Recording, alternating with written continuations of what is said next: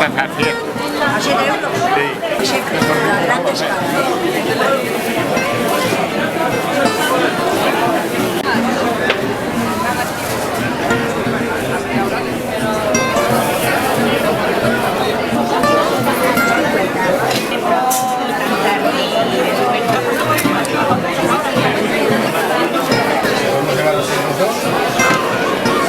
Venga, que vuelvan mejor que eso. Empanadas, quesadilla y el rosquillo de magdalena.